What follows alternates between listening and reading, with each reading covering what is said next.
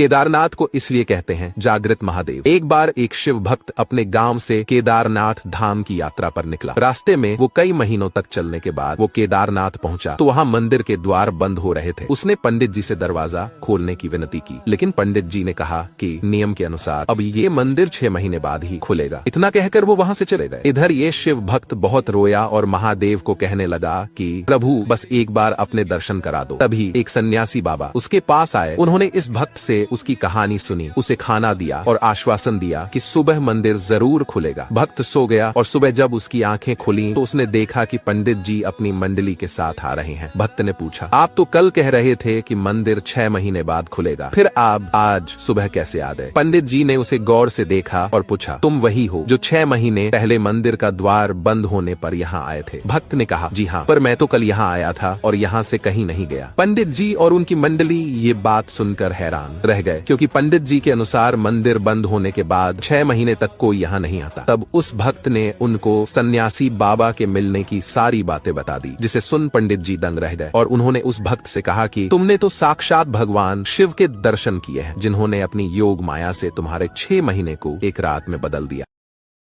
Download ShareChat.